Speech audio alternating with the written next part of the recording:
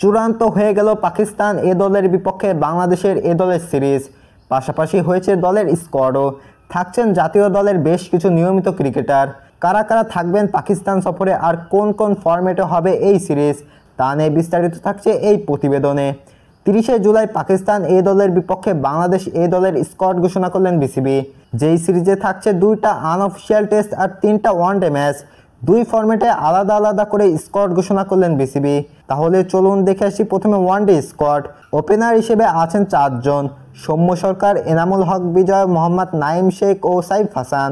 Middle অর্ডারে আছেন তাওকির হৃদয়, মাহিদুল ইসলাম অঙ্কন, মোসাদ্দেক হোসেন সৈকত। ফিনিশার হিসেবে থাকছেন জাকির আলী অনিক।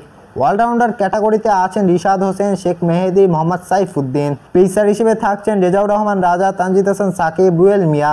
এছাড়া বাঁহাতি স্পিনার হিসেবে আছেন তানভীর ইসলাম। এতে গেল পাকিস্তান এ দলের বিপক্ষে বাংলাদেশ এ দলের ওয়ানডে স্কোয়াড। দেখে নেওয়া যাক টেস্ট স্কোয়াড। পাকিস্তানের বিপক্ষে 2টি টেস্ট ম্যাচে 2টি ভিন্ন স্কোয়াড দিয়েছে বিসিবি। প্রথম আনঅফিসিয়াল স্কোয়াডে মাহমুদ হাসান জয়, জাকির হাসান, এনামুল হক বিজয়, মমিনুল হক। আছেন মুশফিকুর রহিমের মতন সিনিয়র ক্রিকেটাররাও। এছাড়া শাহাদত হোসেন দীপু, মোসাদ্দেক হোসেন সৈকত, মুকিদুল ইসলাম অঙ্কন, নাইম হাসান, হাসান মুরাদ, তানভীর ইসলাম, হাসান মাহমুদ, তানজিন সাকিব, রেজাউর রহমান রাজা ও রুয়েল মিয়া। প্রথম টেস্টের প্রায় সবাই আছেন দ্বিতীয় টেস্টে।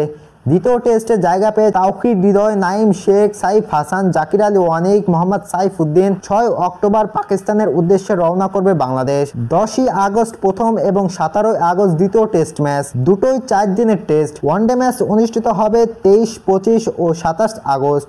সবগুলো ম্যাচ হবে একই ভেন্যুতে।